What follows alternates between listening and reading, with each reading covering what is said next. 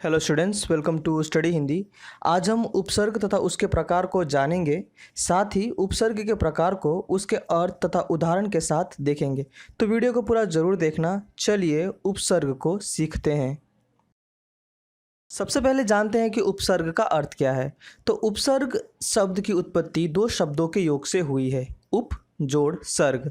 उप का अर्थ है समीप तथा सर्ग का अर्थ है सृष्टि करना, अर्थात किसी शब्द के समीप आकर नया शब्द निर्मित करना। आगे परिभाषा द्वारा हम इसे और अच्छी तरह से जानेंगे। उपसर्ग वे शब्दांश होते हैं जो सार्थक शब्दों के पहले लगते हैं और उनके अर्थ में परिवर्तन ला देते हैं। मतलब उपसर्ग शब्द नहीं होते, इन्हें शब्दांश कहा जाता है, क्योंकि इनका प्रयोग स्वतंत्र रूप से नहीं किया जा सकता। तो जो शब्दांश किसी शब्द के पहले जुड़कर उनके अर्थ में विशेषता उत्पन्न कर देता है अथवा अर्थ में कोई परिवर्तन ला देता है, उसे ही उपसर्ग कहा जा सकता है। जैसे पुत्र एक शब्द है, तो यहाँ अगर हम कु उपसर्ग लगाते हैं तो यह पुत्र बन जाएगा कुपुत्र, जिसका अर्थ है बुरा पुत्र। वहीं अगर हम इस पुत्र शब्द में सु उपसर्ग लगाएं तो यह हो जाएगा सुपुत्र, जिसका अर्थ होता है अच्छा पुत्र। तो इस प्रकार अगर हम देखें तो उपसर्ग वे शब्दांश हैं जो सार्थक शब्दों के पहले लगते हैं और उनके अर्थ में परिवर्तन ला देते हैं। हिंदी भाषा में हिंदी के अपने उपसर्ग तो हैं ही, साथ ही इसमें संस्कृत के उपसर्ग भी मौजूद हैं। संस्कृत के साथ साथ उर्दू, फारसी तथा अंग्रेजी के उपसर्गों का भी योगदान है।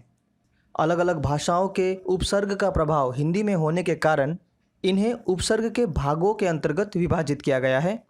लेकिन इससे पहले कि हम उन भागों को जानें, पहले हम उपसर्ग संबंधी कुछ जरूरी बातें जान लेते हैं।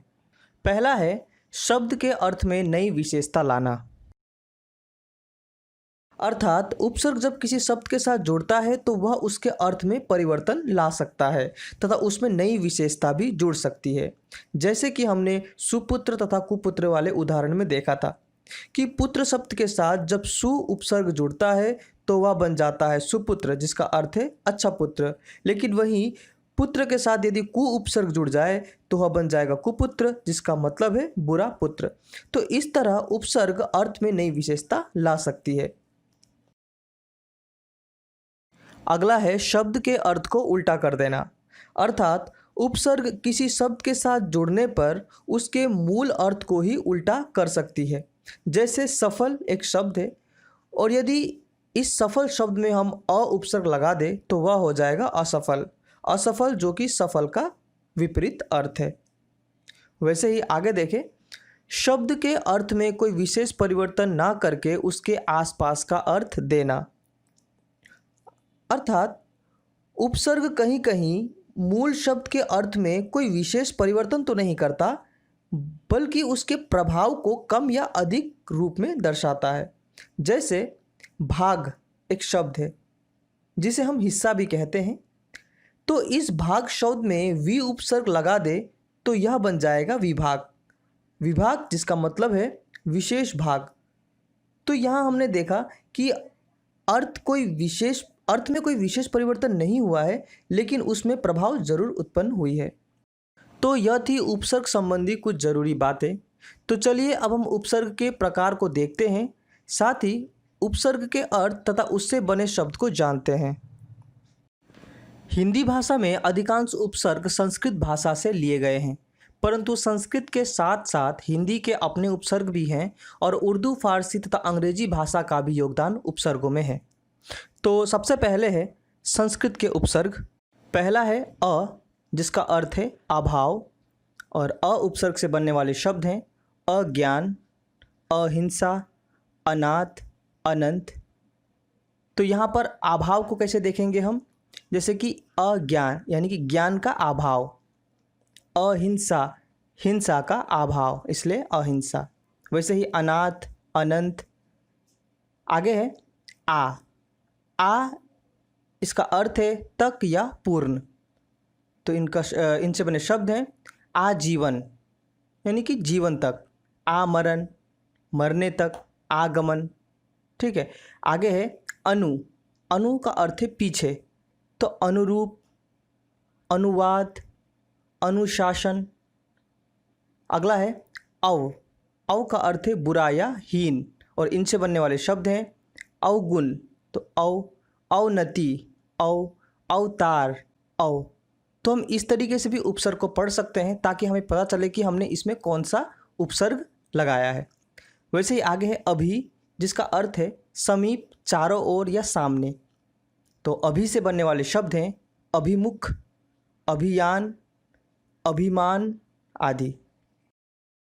आगे है अप, जिसका अर्थ है बुरा या हीन, और अप उपसर्ग से बनने वाले शब्द हैं अपमान, अपकीर्ति, अपवाद।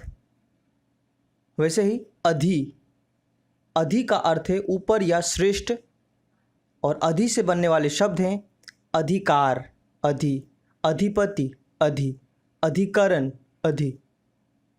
ठीक है।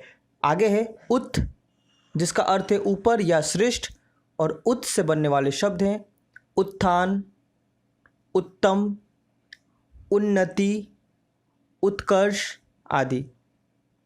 वैसे ही उप, जिसका अर्थ है छोटा, गौण या समीप, तो उप से बनने वाले शब्द हैं उपमंत्री, उपवन, उपचार आदि। आगे है दुर, जिसका अर्थ है बुरा या कठिन, तो इससे बनने वाले शब्द हैं दुर्भाग्य, दुराचार, दुर्गुण, दुर्घटना, है कि नहीं। तो बुरा भाग्य, बुरा गुण, तो इस तरह से हम इसे समझ सकते हैं। आगे है दुष या दुष, जिसका अर्थ है कठिन, और इस दुष या दुष से बनने वाले शब्द हैं दुशासन, दुस्साहस, दुष्कर्म, तो इस तरीके से हम उपसर्ग तथा उपसर्ग से बने शब्दों को याद कर सकते हैं।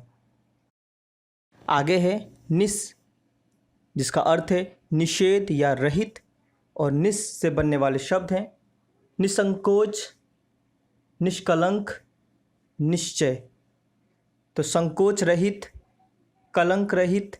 ठीक है।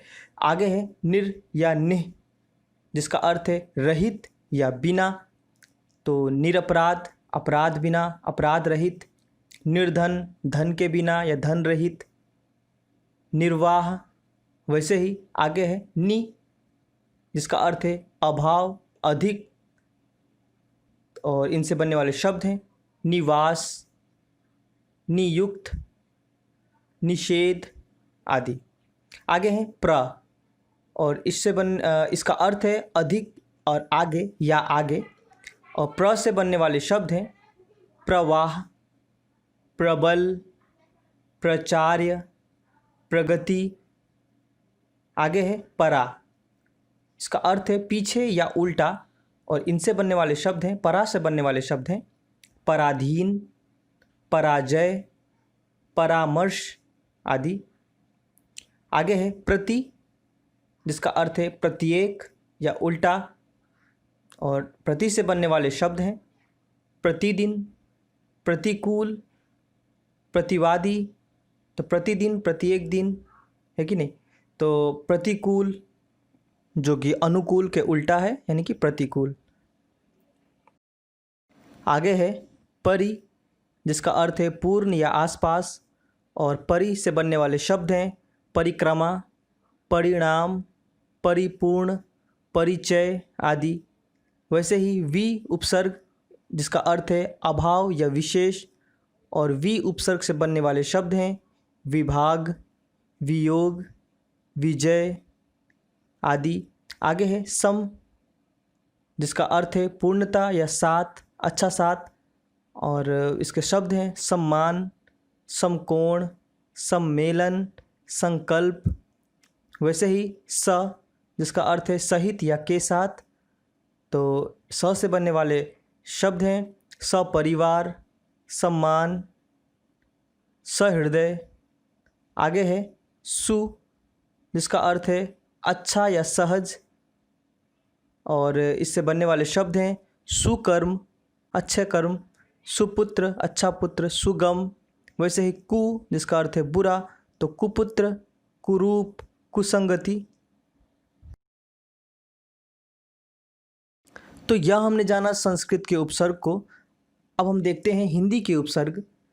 और सबसे पहले है अ, जिसका अर्थ है अभाव या निषेध। और अ उपसर्ग से बनने वाले शब्द हैं अभागा, अछूत, अमर, अजान आदि। वैसे ही अन, जिसका अर्थ है अभाव या निषेध, अनहोनी, अनपढ़, अनदेखी आदि। वैसे ही अध, जिसका अर्थ है आधा, और इससे बनने वाले शब्द हैं अधखिला, अधपका, अधमरा आदि। आगे है उन, जिसका अर्थ है एक कम, और उन से बनने वाले शब्द हैं 59, 49, 19। वैसे ही क या कु, जिसका अर्थ है बुराई या नीचता, तो इससे बनने वाले शब्द हैं कपूत, कुचक्र, कुचाल आदि। आगे है नि, जिसका अर्थ है निषेध या अभाव, और नि से बनने वाले शब्द हैं निडर, निहत्था, निकम्मा आदि। वैसे ही बिन, जिसका अर्थ है निषेध, तो बिन ब्याहा, बिन बोले, बिन देखा आदि।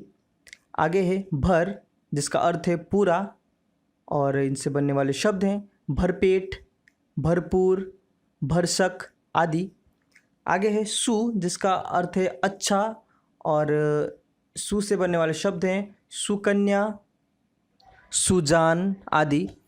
वैसे ही चौ, जिसका अर्थ है चार, और चौ से बनने वाले शब्द हैं चौकन्ना, चौराहा, चौपाई। तो चौराहा जैसे कि जानते हैं आप, चार राहों का समूह है। अगला है पर, जिसका अर्थ है दूसरी पीढ़ी का, और पर से बनने वाले शब्द हैं पर पोता, पर दादा, पर नाना। आगे है औ या औ, और जिसका अर्थ है हीन, और इनसे बनने वाले शब्द हैं अवगुण, अवतार, अवगत आदि। तो यह हमने जाना हिंदी के उपसर्ग। अब हम देखते हैं उर्दू फारसी के उपसर्गों को। पहला है बे, जिसका अर्थ है बिना, और बे से बनने वाले शब्द हैं बेईमान, बेगुनाह, बेचैन। अगला है बद, जिसका अर्थ है बुरा, और बद से बनने वाले शब्द हैं बदनाम, बदसूरत, बदमाश आदि। आगे है कम, जिसका अर्थ है थोड़ा, और कम उपसर्ग से बनने वाले शब्द हैं कमज़ोर, कम अक्ल, कम बख्त आदि। अगला है ला, जिसका अर्थ है बिना, और ला उपसर्ग से बनने वाले शब्द हैं लावारिश, लाजवाब, लाचार आदि। आगे है ना, जिसका अर्थ है नहीं, और ना उपसर्ग से बनने वाले शब्द हैं ना लायक, ना खुश, ना समझ।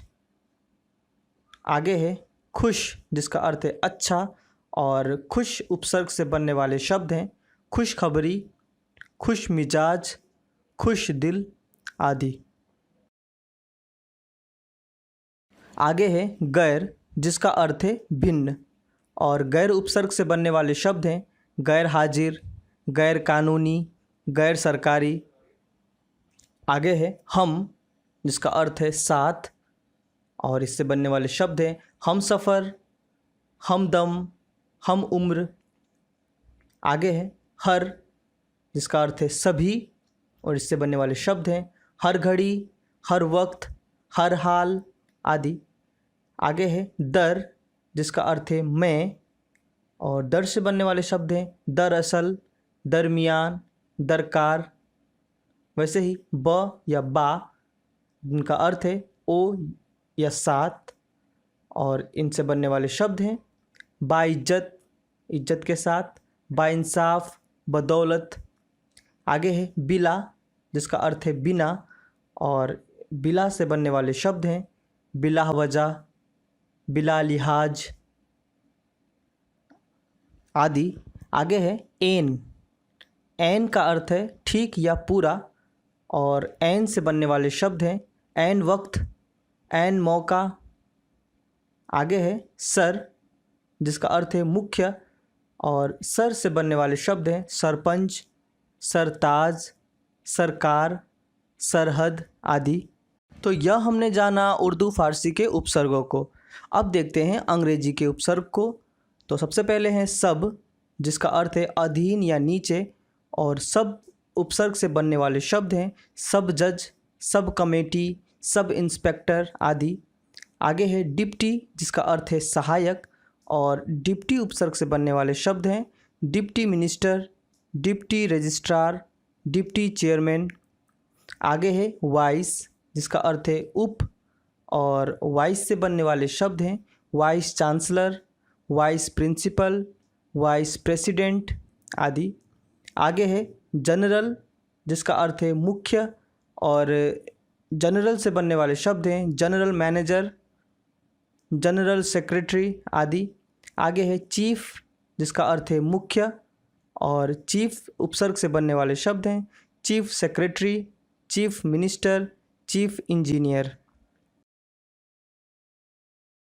आगे हम जानेंगे संस्कृत के कुछ ऐसे अव्यय को जो कि उपसर्ग की तरह प्रयोग में लाए जाते हैं, जैसे अंत, जिसका अर्थ है भीतर या बीच का, और अंत से बनने वाला शब्द है अंतःपुर, अंतर्गत, अंतरंग आदि। वैसे ही अधः, जिसका अर्थ है नीचे या तले, और अधः से बनने वाले शब्द हैं अधपतन, अधोगति, अधोमुख आदि। वैसे ही आत्म, जिसका अर्थ है अपना, और आत्म से बनने वाले शब्द हैं आत्मचरित, आत्मकथा, आत्मत्याग। वैसे ही पुनः, जिसका अर्थ है फिर से या दोबारा, और पुनः से बनने वाले शब्द हैं पुनरुद्धार, पुनरुत्थान, पुनरारंभ आदि। वैसे ही स्वयं, जिसका अर्थ है खुद या अपने आप, और स्वयं से बनने वाले शब्द हैं स्वयंवर, स्वयंसेवक, स्वयंसेवी आदि। तो बच्चों, यह हमने जाना उपसर्ग का अर्थ, उनके प्रकार तथा उनके अंतर्गत आने वाले उपसर्ग तथा उनसे बने शब्दों को। अगले वीडियो में हम प्रत्यय तथा उनके शब्दों को देखेंगे। तो मिलते हैं अपने अगली वीडियो में, तब तक के लिए थैंक यू फॉर वॉचिंग।